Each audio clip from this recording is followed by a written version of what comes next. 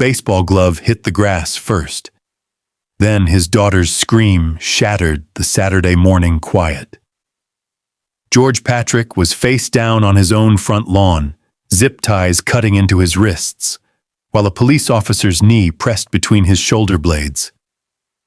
To his 10-year-old watching from the porch, he was Daddy, the man who checked for monsters under her bed and never missed a school play. To the Department of Defense, he was Rear Admiral Patrick, one of 30 black flag officers in the entire United States Navy, cleared to sit in briefings where they discussed nuclear response protocols. But here, in Virginia, in front of the 2-story colonial he'd saved 12 years to afford, none of that registered.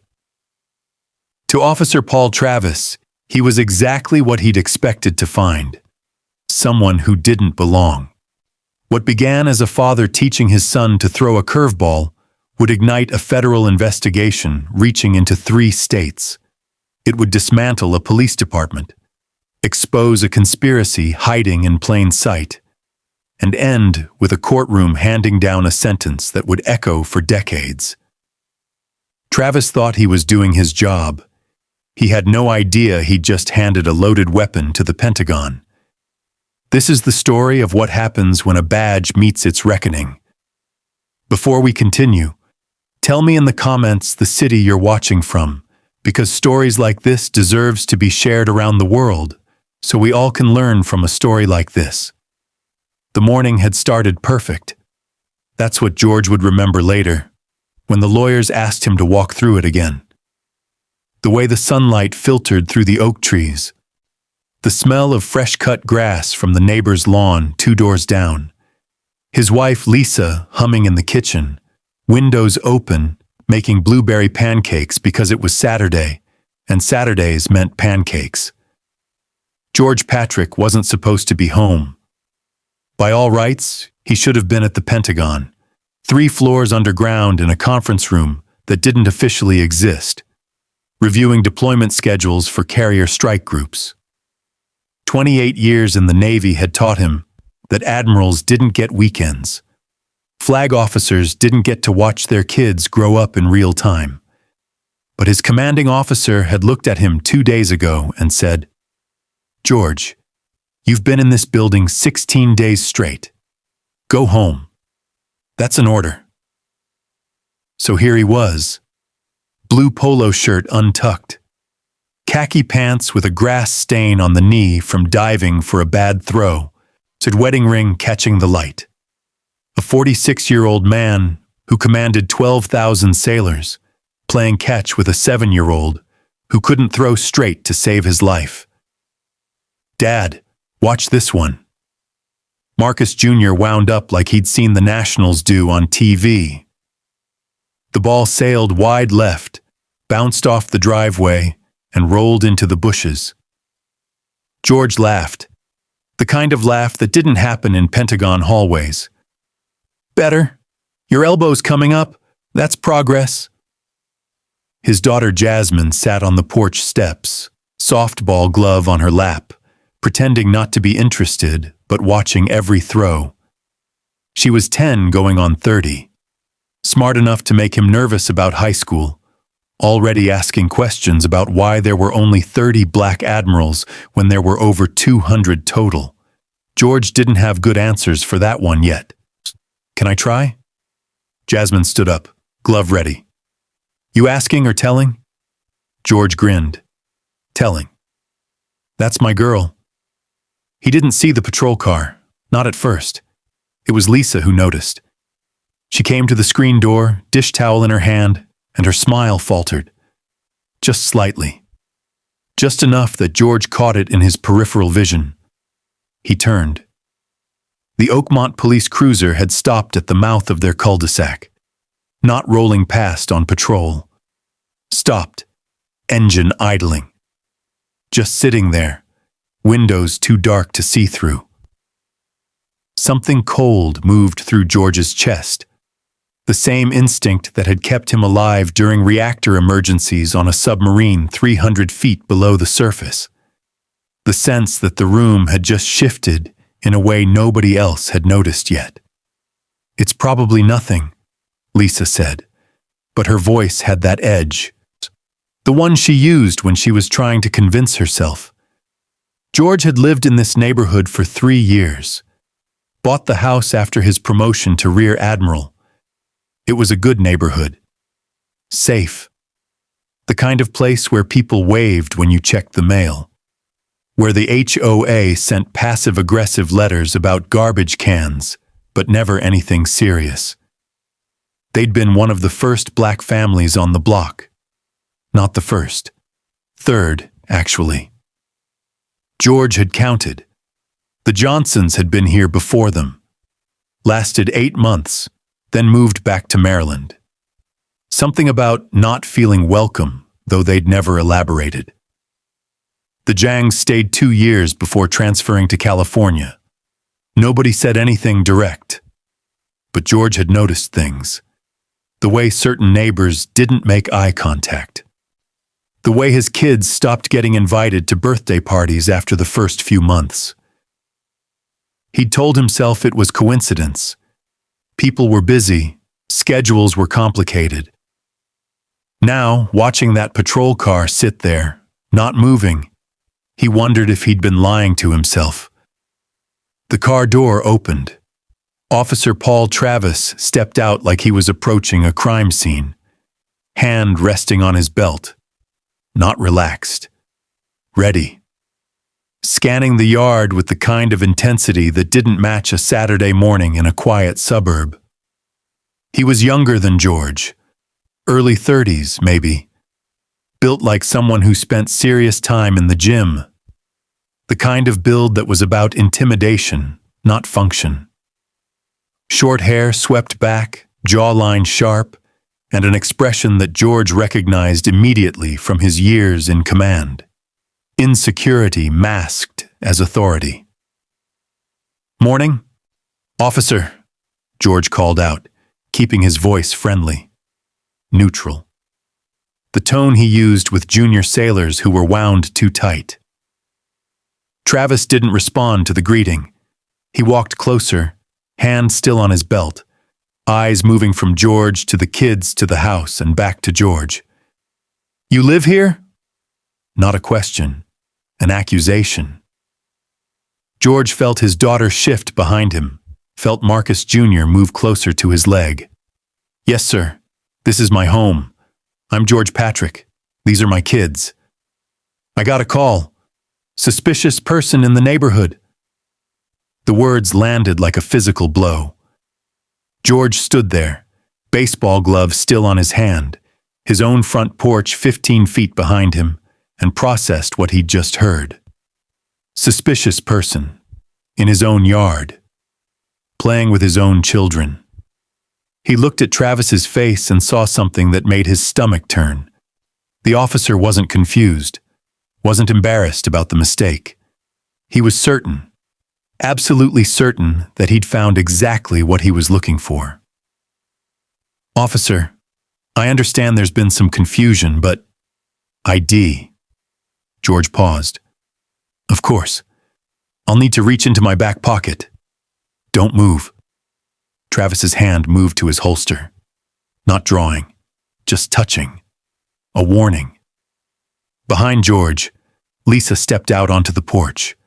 Phone in her hand. Already recording. He could see it happening.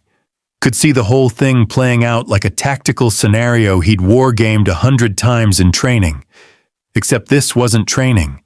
This was his front yard. His children. His wife filming because she'd read the same news stories he had. Seen the same videos everyone had seen. And George Patrick, who'd commanded nuclear submarines. Who'd sat in rooms where they planned carrier operations, who wore 2 stars on his shoulder boards, realized something that made his throat tight. None of that mattered here. Not to Travis. "I'm reaching for my wallet," George said slowly, clearly, for the camera. "It's in my right back pocket. My military ID is inside. I'm a Rear Admiral with the United States Navy." Travis's expression didn't change. If anything, it hardened. "Sure you are." His voice dripped with contempt.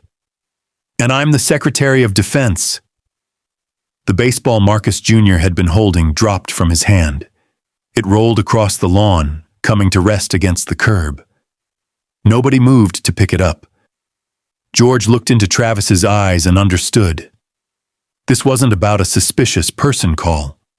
This wasn't about identification or verification or protocol.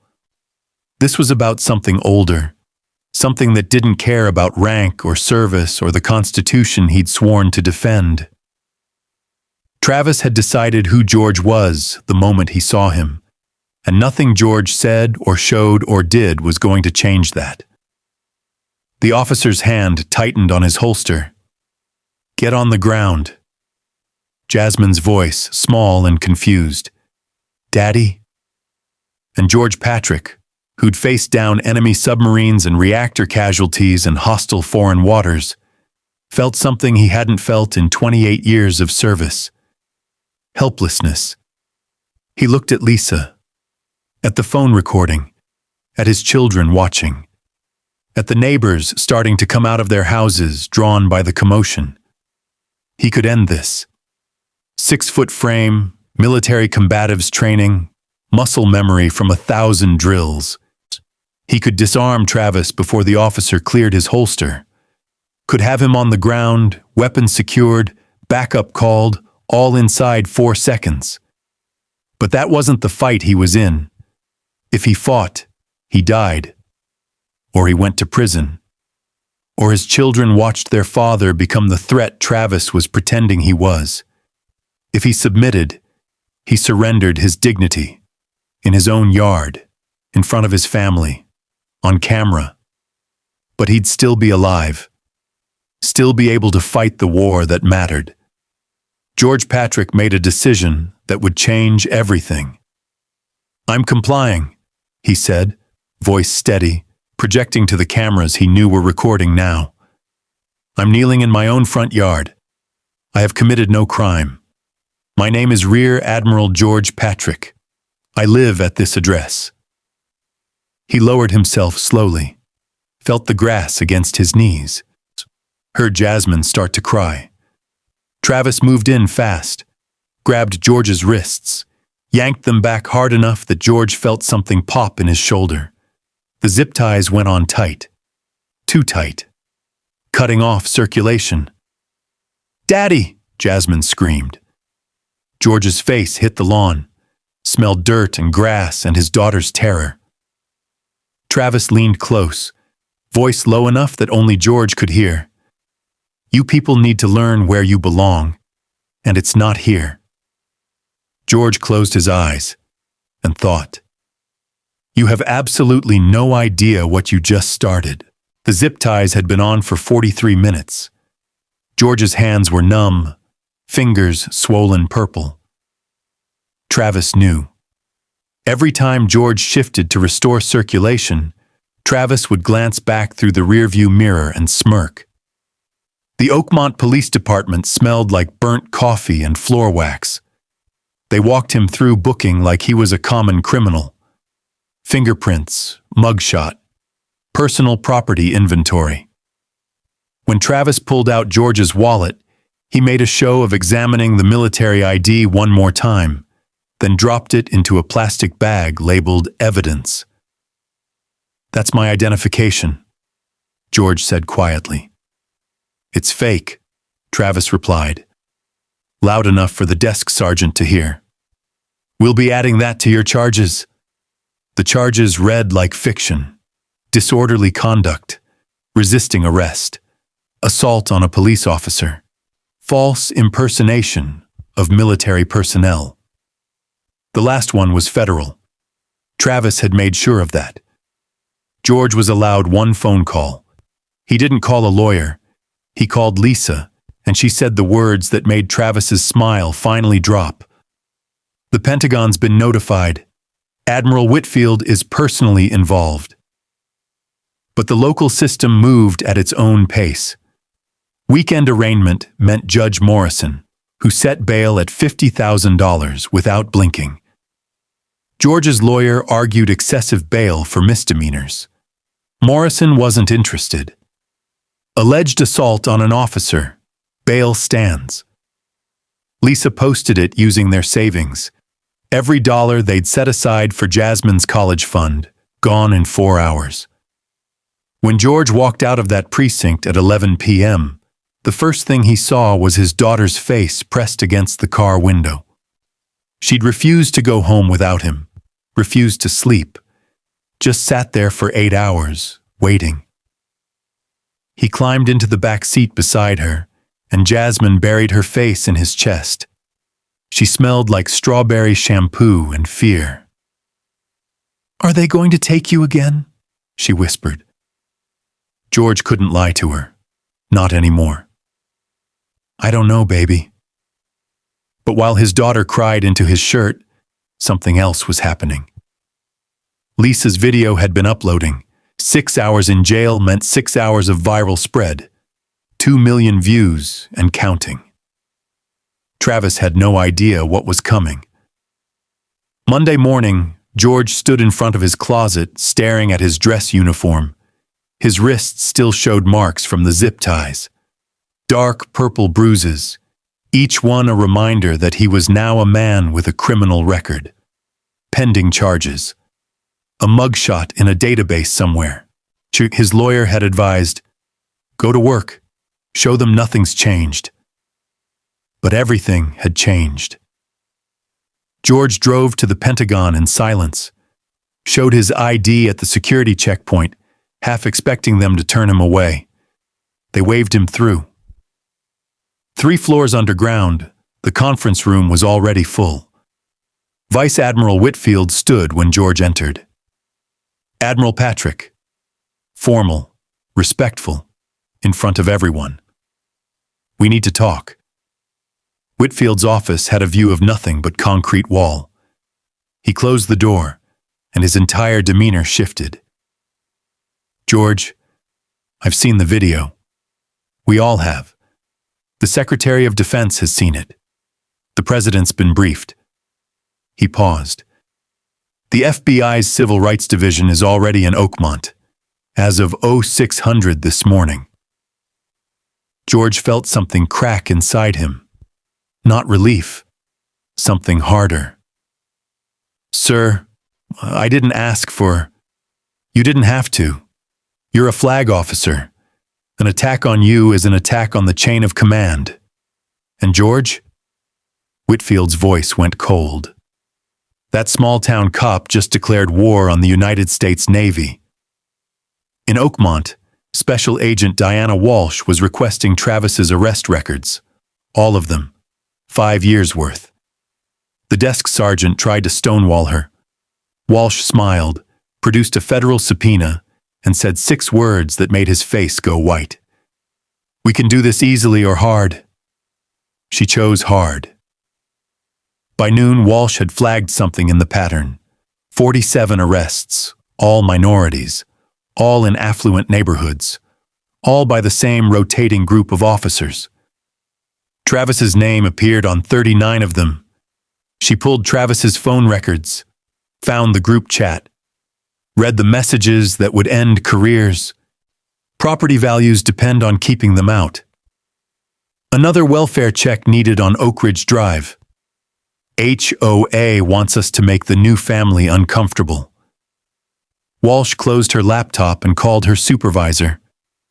"We've got a conspiracy, civil rights violations, possibly RICO. I need a team."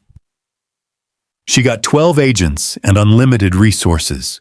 Travis, sitting in his living room, watching ESPN, had no idea the hammer was about to fall. His phone buzzed. A text from Sergeant Dalton. "FBI at the station. Don't talk to anyone." Too late. Mrs. Helen Pritchard lived 3 houses down from George. She was the one who'd made the call. Suspicious person in the neighborhood. Now she was sitting across from FBI agent Walsh, hands trembling around a teacup. "I thought I was helping," she whispered. "Officer Travis said we needed to report anything unusual." Walsh's pen didn't stop moving. "How often did Officer Travis ask you to report things?" "Oh, quite often. whenever a new family moved in, especially if they were, you know. She couldn't say it. Didn't have to. Walsh had interviewed 11 neighbors by Wednesday. Same story, different faces. Travis had deputized them, made them feel like protectors of property values, convinced them that reporting suspicious activity was civic duty. One woman broke down completely. The Johnsons. They had a son Marcus's age. He came over to play once. I called the police because I didn't recognize the car in their driveway. It was their car. I got a child's father arrested for picking him up from a play date. But Walsh found worse. The Zhang family had filed 17 complaints about harassment. Every single one dismissed by internal affairs. Lieutenant Holloway's signature on each dismissal form. 3-sentence explanations. Insufficient evidence. Officer acted appropriately. Complaint appears retaliatory. Dr. Zhang's teenage son had been arrested for trespassing while checking his own mailbox. The body camera footage had mysteriously corrupted. But doorbell cameras don't corrupt. A neighbor had saved the video, sent it to Walsh anonymously. It showed a kid in a school backpack reaching into a mailbox when Travis's cruiser pulled up. No warning, no questions, just force. The boy's face against the driveway, his mother screaming from inside the house. Walsh watched it 3 times. Then she found something that made her blood run cold. The backup officer on that arrest? Sergeant Dalton. The same Dalton who'd killed Darnell Williams 3 years ago. Shot him during a traffic stop. Claimed self-defense. The investigation cleared him in 72 hours. Walsh pulled the Darnell Williams file. Read the girlfriend's witness statement that had been buried on page 47. He had his hands up. He kept saying, "Don't shoot." Then Officer Dalton shot him anyway. Then they put a gun next to his body. The official report called it justified. Case closed. Family paid $200,000 to go away quietly. Darnell Williams was 22 years old, visiting his girlfriend, driving her father's BMW because his own car was in the shop. Wrong neighborhood. Wrong car. Wrong skin color. Dead. Walsh closed the file. Made a phone call. I need an exhumation order. 6 a.m. Simultaneous raids. FBI teams hit 8 locations at once. Travis's house, Dalton's house, Lieutenant Holloway's home office, Judge Morrison's chambers, the Oakmont Police Department evidence room, the HOA president's office, and a storage unit on the east side of town that nobody was supposed to know about. They found everything. Financial records showing $600,000 in payments from something called the Oakmont Business Preservation Fund to officer retirement accounts. Except none of the officers were retiring. The payments came monthly, like bonuses, like bribes. Travis's personal laptop had a spreadsheet, columns for addresses, residents' names, vehicle descriptions, license plates, 47 families, color-coded, and notes like 3 welfare checks completed and moved out after 4th stop. One entry just said resolved with a date. The date Darnell Williams died. They found the group chat.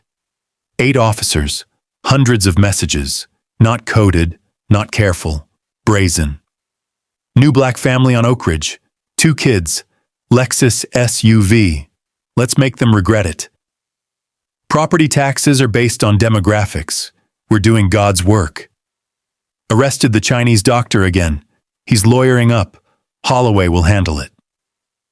In the storage unit, they found weapons, drugs, planted evidence that was supposed to have been destroyed, including the gun allegedly found on Darnell Williams. The serial number traced back to a weapon reported stolen from the police evidence room 2 weeks before Darnell died. Walsh stood in that storage unit, looking at years of manufactured crimes, and felt sick. But the worst discovery was in Judge Morrison's chambers. A ledger, handwritten, donations to his re-election campaign from the Business Preservation Fund. In exchange, Morrison set excessive bail on minority defendants, forced them to drain savings to get out, ensured they couldn't afford to fight the charges. The system wasn't broken. It was designed this way. By noon, the arrests began.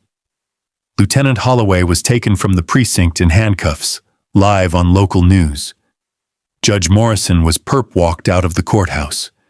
3 more officers were arrested at home. Travis was at his lawyer's office when they came for him. He saw the convoy of federal vehicles and ran. Made it half a block before FBI agents tackled him in a parking lot. Face first into the asphalt, the same way he'd done to George. The cameras caught everything. That night, Patrick sat with Lisa, watching the news coverage. His children were asleep upstairs, finally. Jasmine had started having nightmares. Marcus wouldn't play outside anymore. Lisa squeezed his hand. It's not enough. She was right. Arrests weren't enough. They needed consequences. The federal courthouse in Alexandria had never seen anything like it. Media camped outside for 3 days before jury selection started. Every major network, print journalists, true crime podcasters, civil rights organizations, veterans groups, the Congressional Black Caucus sent observers. George sat in the front row, navy dress uniform, 2 stars on his shoulders, Lisa beside him. Behind them, 47 families, the ones who'd been driven out, the ones who'd lost everything, and the ones who'd stayed silent because they thought nobody would care. Judge Margaret Chen presided. No nonsense. No grandstanding. When Travis's lawyer tried to delay, she shut him down in 10 words. Your client will face justice on schedule, counselor. The prosecution's opening was surgical. U.S. Attorney Brennan didn't yell, didn't perform, just laid out facts like laying out bodies. Officer Paul Travis arrested 47 people, 47 innocent people, because they were black, or Asian, or Hispanic, because they lived in neighborhoods he believed they didn't deserve, because a badge gave him power, and power gave him permission. He played Lisa's video. The courtroom went silent. You could hear Jasmine screaming on the audio, hear George's controlled voice saying, I am complying under duress. See Travis pocketing the military ID. 2 jurors wiped their eyes. Then Brennan played Travis's body camera footage. The footage Travis had sworn didn't exist. FBI had found it in his locker, deliberately hidden. Travis's voice muttering as he approached George. Here we go again. Another one who thinks he belongs here. The defense tried. God, they tried. She painted Travis as a dedicated officer making split-second decisions. Claimed he feared for his safety. Argued that the conspiracy charges were overreach. Then the prosecution called Darnell Williams's mother. She walked to the stand in a black dress carrying a photo of her son. High school graduation, cap and gown, bright smile, dead at 22. Officer Travis was there when Sergeant Dalton killed my baby. He watched them plant that gun. He said nothing. Because my son didn't belong in that neighborhood either. The courtroom broke. Judge Chen called a recess. 3 jurors were crying. When Patrick took the stand, the defense attorney went after him hard. Tried to make him seem threatening, dangerous, a large black man who could have hurt Travis if he wanted. Patrick's response ended the cross-examination. "Sir, I spent 28 years defending this country. I've been shot at, depth-charged, and threatened by enemy combatants." Officer Travis wasn't cautious. He was contemptuous. He looked at me and saw someone who didn't belong. That's not police work. That's prejudice. The jury deliberated 11 hours. When they came back, the forewoman read the verdict without emotion. Guilty, all counts. Travis collapsed. His lawyer caught him. In the gallery, victims sobbed. Not from sadness, from relief. George just nodded. One battle won. But sentencing was still coming.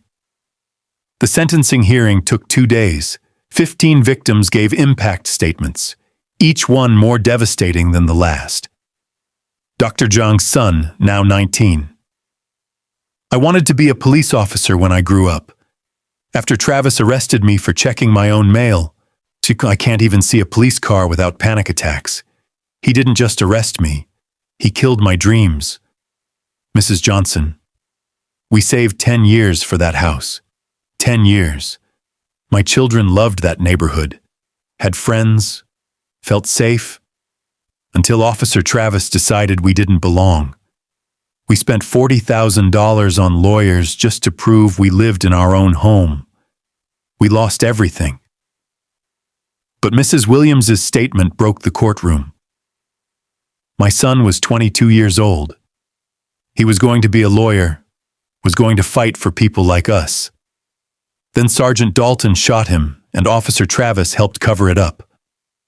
No sentence will bring Darnell back, but maybe, just maybe, it'll save the next mother from burying her baby. When George stood to give his statement, he didn't use notes, just spoke from the heart. "Your Honor, I don't hate Officer Travis. I pity him. Sure, he was so consumed by his prejudices that he couldn't see an admiral standing in front of him. Just saw a black man he wanted gone. But I'm not asking for mercy. I'm asking for a message. My daughter is 10 years old. She watched her father get arrested in their front yard. She needs to see that her screams mattered, that truth matters, that justice is real." Judge Chen took her time, read Travis's entire record aloud. 17 civilian complaints, 39 arrests of minorities, 0 arrests of white residents, financial records showing he'd received bonuses for each problem family driven out. Then she looked directly at Travis. "Officer Travis, you weaponized your badge. You turned public service into oppression. You terrorized families. You helped murder Darnell Williams and covered it up. You targeted Admiral Patrick because you couldn't accept that a black man achieved what you never could. For 47 civil rights violations, conspiracy, perjury, evidence tampering, and accessory to murder, I sentence you to 60 years in federal prison without possibility of parole."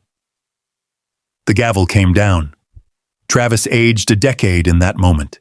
60 years. He was 32. He'd be 92 if he lived that long. His wife, sitting in the back, stood up and walked out, filed for divorce the next morning. Outside the courthouse, reporters swarmed George. He gave them one sentence. Justice was served. Now the real work begins.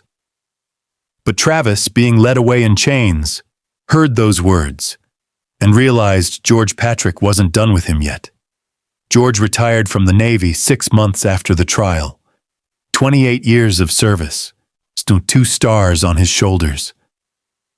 A career he loved. But he'd found a new mission. The announcement press conference was held at the Oakmont Community Center. George stood at the podium, Lisa and the kids beside him, and said the words that changed everything. "I'm running for mayor of Oakmont. This town needs healing. It needs leadership that understands both safety and civil rights. It needs someone who knows what it's like to be targeted by the system. I'm that person." The incumbent mayor, Donald Westbrook, had been in office 12 years. He'd overseen the town during Travis's entire reign. He'd ignored complaints, defended the police department, called the federal investigation an overreach. Now he had to defend his record against the man his police department had arrested. The campaign was brutal. Westbrook's people sent mailers calling George anti-police. Robocalls claimed he wanted to defund your safety. They whispered that he was an outsider, even though he'd lived in Oakmont for 3 years. But George had something Westbrook didn't: the truth and video evidence. At every debate, every town hall, every forum, someone would ask about Travis, about the corruption, about the families driven out. And Westbrook would stammer through non-answers while George stood there, living proof of what happened when power went unchecked. The turning point came at the final debate. Westbrook tried one last attack. Admiral Patrick wants to handcuff our police while criminals run free. George's response was measured, precise, devastating. Mr. Mayor, I want police held to the same standard I held my sailors to: excellence, accountability, and respect for the law. The only officers who should fear that are the corrupt ones. And under your leadership, sir, corrupt officers thrived. Lines around the block, young people voting for the first time, minority families who'd been too afraid to participate before, now showing up in numbers Oakmont had never seen. George won with 64% of the vote. A landslide. His victory speech was short. Oakmont, you chose change over comfort. You chose accountability over convenience. Now comes the hard part. Healing doesn't happen overnight. Trust must be rebuilt. But we start tomorrow. The next morning, George's first act as mayor-elect was visiting Darnell Williams's grave. He stood there for 20 minutes, just him and a headstone and a promise. I'm going to make sure it never happens again. George's first 100 days as mayor looked like controlled demolition. The old police chief resigned for health reasons the day after the inauguration. George hired a new chief, a former FBI agent with a civil rights background, and gave her one directive: rebuild from the ground up. Mandatory body cameras, no exceptions. Civilian oversight board with subpoena power. De-escalation training quarterly. Bias training monthly. Community policing partnerships.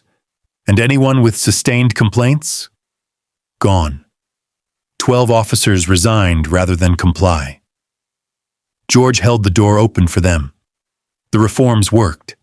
In the first year, use of force incidents dropped 60%. Civilian complaints dropped 40%. Trust surveys showed measurable improvement. The department went from being featured on America's worst police lists to being studied as a reform model. But George didn't stop there. He settled with all 47 victim families. $15 million from the city's insurance fund and general budget. Each family received public apologies. Some moved back. Some took the money and stayed gone. For Darnell Williams, George did something else. He convinced the city council to create a memorial, a scholarship fund, and name the new community center after him, the Darnell Williams Center for Youth Justice. Mrs. Williams cut the ribbon, tears streaming down her face, holding her son's college acceptance letter, the one he never got to use. The transformation wasn't universally beloved. Conservative residents thought George was too hard on police. Progressive activists thought he wasn't hard enough, wanted complete defunding. George navigated the middle ground with the precision of a submarine commander in hostile waters. When activists demanded he abolish the police entirely, he said, "I don't want fewer police. I want better police. Officers who see themselves as servants, not warriors. When conservatives complained about accountability measures, he responded, "Good officers should love accountability. It protects them from being associated with bad officers." He walked the line, made enemies on both sides, but made progress. 2 years after taking office, George stood in the same front yard where Travis had arrested him. The city had just designated it a historic site. A small plaque in the grass marked the spot where he'd been forced to kneel. "This is where injustice happened," the plaque read. "This is where justice began." Jasmine, now 12, read it aloud, then looked up at her dad. "Are we safe now?" George knelt down to her level. The same motion he'd made 2 years ago, but this time by choice. "Baby, we're getting there." But there was one more thing he needed to do. So one more person who needed to understand exactly what he'd lost. USP Coleman, Florida, high-security federal prison. George showed his ID at the gate, and the warden personally escorted him through security. "He's in the SHU," the warden explained. "Special housing unit, solitary confinement, 23 hours a day in an 8x10 cell. Former cops don't do well in general population." Travis had aged terribly. 2 years in the box had hollowed him out. Gray hair at 34, weight loss, eyes that didn't quite focus. He looked at George through the plexiglass divider like he was seeing a ghost. "Why are you here?" Travis's voice was rough from disuse. "I wanted you to understand something." George settled into the chair across from him. "Your transfer request was denied. You're staying in solitary." Travis's face crumbled. I can't do this for 60 years. Neither could the families you destroyed. But they didn't have a choice. You gave them none. I made a mistake." "No." George's voice cut through the excuse like a sharp blade. "A mistake is grabbing the wrong male. You executed a conspiracy. You targeted 47 families. You helped murder Darnell Williams. You looked at me playing with my children and decided I didn't deserve to exist in your world." Travis's hands shook. "What do you want from me?" George leaned forward. "I want you to know that every day you spend in this cage, I'm out there building the world you tried to prevent. A world where badges mean responsibility, not immunity. Where communities like mine are protected, not targeted. You wanted to keep me out of your neighborhood. Instead, I'm the mayor. I decide police policy now. I approve every hire, every promotion, every disciplinary action. Your name is a cautionary tale we teach at the academy." George stood to leave. "You'll serve all 60 years, every single day. I'll personally call this warden annually to ensure it." Travis looked up, broken. "My kids won't even remember me. My daughter still has nightmares about you. She remembers you very well." George walked to the door, then paused. "The difference is, my daughter will heal. Yours will just have an empty chair at Thanksgiving for the rest of their lives. That's the consequence of your choices." The door closed. George didn't look back. Outside the prison, the Florida sun was setting. George pulled out his phone, called Lisa. "How'd it go?" she asked. "It's done. Finally done." That evening, George drove home to Oakmont. Not to the mayor's office. Not to a community meeting. Just home. To his front yard, where Lisa was setting up lawn chairs and Marcus was tossing a baseball to the new police chief, who'd stopped by after her shift. Neighbors were gathering. White family from across the street bringing lemonade. Hispanic family from 2 doors down bringing their kids to play. the police chief laughing with Marcus about his terrible curveball. This was the victory. Not Travis in a cell, though that was justice. The victory was this moment. A black family in their yard, unafraid, supported by their community, protected by police who actually served. Jasmine ran up, softball glove ready. "Dad, come play." George looked at his daughter, saw her smile, saw the fear finally starting to fade from her eyes. He joined the game. The same game Travis had interrupted 2 years ago. But this time, there was no patrol car approaching. No officer with prejudice and a badge. Just neighbors. Just community. Just home. Lisa filmed on her phone, and this time, the video she'd post wouldn't show terror. Just joy. George caught the ball, threw it to the police chief, who threw it to Marcus, who threw it wildly toward Jasmine, who caught it and laughed. The front yard where injustice happened had become the front yard where healing began. And 60 miles north, in a concrete box in a federal prison, Paul Travis watched the ceiling of his cell and realized he'd spend the next 60 years thinking about this moment. The moment George Patrick won everything, and Travis lost it all. Officer Paul Travis is serving 60 years in federal prison. He will be 92 years old if released. Sergeant William Dalton is serving life without parole for the murder of Darnell Williams. All 47 victim families received compensation and public apologies. The Oakmont Police Department implemented comprehensive reforms. 0 excessive force complaints in year 1. Mayor George Patrick was re-elected with 71% of the vote. His National Police Accountability Initiative has been adopted by 47 cities. Jasmine Patrick, age 15, is training to become a civil rights attorney.